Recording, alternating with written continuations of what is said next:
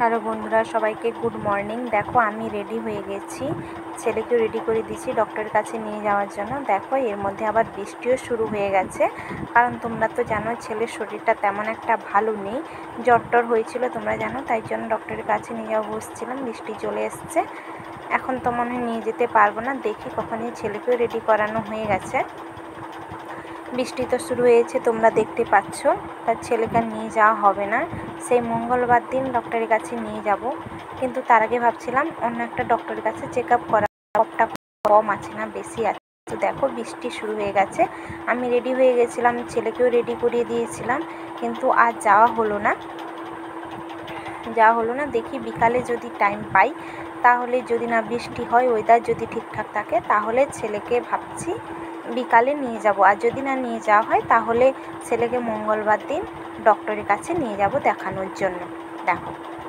দেখো অনেকক্ষণ বাদে এলাম, ছেলেকে স্নান করানো হয়ে গেছে, খাওয়ানো হয়ে গেছে, আমারও স্নান করানো হয়ে গেছে, আমারও স্নান করা হয়ে গেছে, খাওয়া হয়ে গেছে। এরপর ছেলেকে সাইড করে সাইড করে দিয়েছি, ছেলেকে এরপর ঘুম পাড়াবো। আর তোমরা তো জানো ছেলের শরীরটা তেমন একটা ভালো ছিল না, 5-6 দিন জ্বর ছিল। জ্বরটা যদিও কেটেছে, কিন্তু কফটা এখনও ঠিকঠাক পুরো কমেনি। দেখো ছেলেকে নেবুলাইজার দিচ্ছি, নেবুলাইজার দেওয়া হচ্ছে, এখন দিয়েছি। তারপর ছেলেকে এই যে ঘুম পাড়িয়ে দিচ্ছি।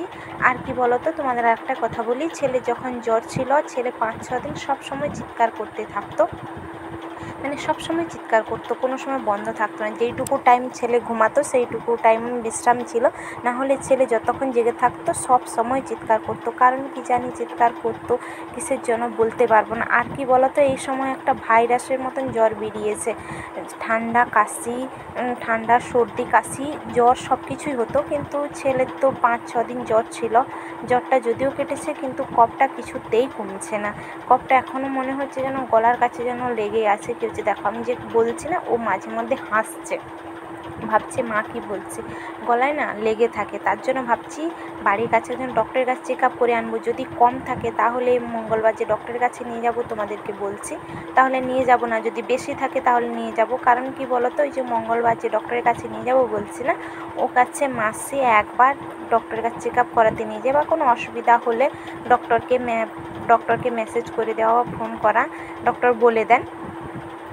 আর হচ্ছে দেখো ছেলে মাঝে মধ্যে হাত তুলছে, কারণ আমি কথাগুলো বলছি তো, সে কথাগুলো শুনছে, মানে ঠিকরে উঠছে, তার জন্য ছেলে মাঝে দেখো হাসছে, দেখেছ এত হাসছে দেখো। আর কি বলো তো, সত্যি কথা বলতে ছেলে তো কিছু বলতে পারে না, যে চিৎকার করতো সবসময়। আমরা ভাবতাম কি হয়েছে না হয়েছে কিছু তো বুঝতে। ছেলে যদি কথা বলতে পারতো তাও একটা কথা ছিল, যদি কথা বলতে পারতো তাহলে হয়তো বলতে পারতো যে আমার অমুক অসুবিধা হচ্ছে বা কিছু হচ্ছে, তাহলে বলতে পারতো। কিন্তু কিছু তো বলতে পারে না, আমরাও বুঝতে পারি না। কিন্তু যতটুকু বুঝতে পারি, তার জন্য পেট ব্যথা বলো বা কোনো যদি অসুবিধা, ঠান্ডা লাগার ওষুধ, সেইগুলো দিতে পারি। কিন্তু আমরা তো বুঝতে পারি না। যদি কথা বলতে হলে একটা সুবিধা হতো, কথাটা বলতে পারে না, আবার হাসতে থাকো, কথাটাও তো কিছু বলতে পারে না। তাহলে কী করবো বলো তো, কিছু তো করার থাকে না। আরটা কি ভাইরাসের জ্বর ছিল না ভাইরাসের ঠান্ডা, বা কিসের জন্য কি, তাও কিছুই বলা যাচ্ছে না, কিছুই বুঝতে পারছি না। কিন্তু কী করবো, যতটুকু বুঝতে পারছি ততটুকু। তাই জন্য ভাবছিলাম ডক্টর কাছে নিয়ে, তখন তো তোমরা দেখলে যে বৃষ্টি চলে এসছে, আমি রেডি হয়ে গেছিলাম, ছেলেকেও রেডি করে দিয়েছিলাম। বৃষ্টি চলে এসছে, তখন তো আর যাওয়া হলো না। বিকেলে যাও ভাবছি, খাওয়ানোর পর যে ছেলেকে ঘুম পাড়িয়ে দিচ্ছি, ছেলে ঘুম থেকে উঠলে যদি বিকেলে ওয়েদার ফাঁকা থাকে, যদি বৃষ্টি না হয়, তাহলে ভাবছি একবার নিয়ে যাব। আর যদি ওয়েদার খারাপ থাকে, তাহলে তো নিয়ে যেতে পারবো না ছেলেকে। এই যে ছেলেকে আমি ঘুম পাড়াচ্ছি, ঘুম থেকে উঠলেই তখন নিয়ে যাব, যদি ওয়েদার ফাঁকা থাকে বা যদি ভালো থাকে। কি বলো তো, ছেলে যদি কোনো কিছু হয় না, সত্যি কিছু ভালো লাগে না।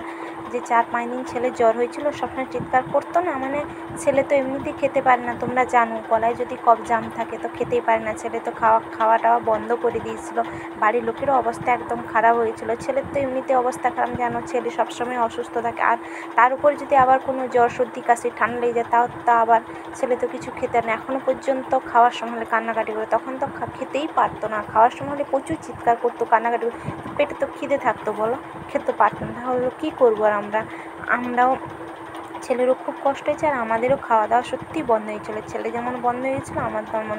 তাহলে ছেলে, এই যে দেখো ছেলের উপর ঘুম আসছে, দেখেছো? চোখ বন্ধ করছে খুলছে, চোখ বন্ধ করছে খুলছে, দেখেছো? ছেলের ঘুম আসছে, দেখো। দেখো ছেলে চোখ একবার বন্ধ করছে, একবার খুলছে, দেখো দেখেছো। আর ছেলে যখন ঘুমায় না তখন হাতটা এরকম করে তুলে, তোমরা দেখতে পাচ্ছ মাঝে মধ্যেই যে দেখো ছেলে ঘুম চলছে, দেখো চোখ বন্ধ করছে।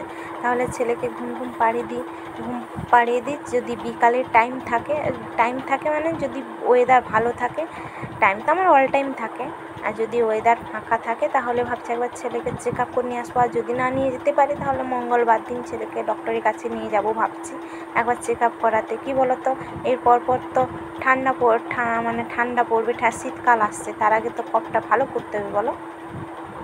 যদি না ভালো হয় তখন তো পরে অসুবিধা হতে পারে না, তার জন্য ভাবছি ডক্টরের কাছে একবার নিয়ে যাব, চেক আপ করে আনবো। আজকে ভাবছিলাম একবার বাড়ির কাছে ডক্টরের কাছে কতটা কি কম বেশি আছে উনি বলতে পারবেন, তার জন্য দেখো আবার হাসছে, মাঝে মধ্যে ঘুমছে হাসছে, দেখেছো, দেখো দেখো একদম চোখে ঘুম চলে এসছে, দেখো এই চোখ বন্ধ করছে খুলছে, চোখ বন্ধ করছে খুলছে।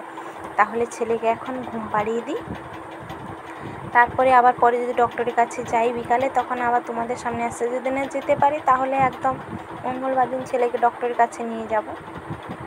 আর কি করব, ছেলেকে তো দেখাতে হবে, কিছু করার নেই। সত্যি ছেলের কোনো কিছু হলে না একদম ভালো লাগে না। দেখো আবার ঠিক সেই রাতে একদম এসছে, তার মাঝখানে আর আসতে পারিনি, তখন তোমরা দেখেছিলে বৃষ্টি ছিল, নিয়ে সকালে নিয়ে যেতে পারিনি, তারপর বিকালেও নিয়ে যেতে পারিনি, বৃষ্টি চলে এসেছিলো, তাই ছেলেকে আর নিয়ে যাওয়া হয়নি। সেই মঙ্গলবার দিন ছেলেকে ডক্টরের কাছে নিয়ে যাব। দেখো ছেলেকে খাওয়ানো হয়ে গেছে, নেবুলাইজারও দিয়ে দিয়েছি, আমি এখনও খাইনি। ছেলেকে খাওয়ানো হয়েছে, নেবুলাইজার দেওয়া হয়ে গেছে, ছেলেকে নিয়ে বসছি। কারণ কি বলো তো, নেবুলাইজার যখন দিই তারপরে না এই যে কফ থাকে না, কফগুলো একটু তরল হয়ে যায়, যেন ছেলে ঘড়ঘড় করতে থাকে, যেন মনে হয় যেন গলায় জাম হয়ে বসে আছে। তাই ছেলেকে নিয়ে যে কোলে বসছি একটু, তারপর যে ছেলের ঘুমও চলে আসছে, তারপর ছেলেকে ঘুম পাড়িয়ে দেবো।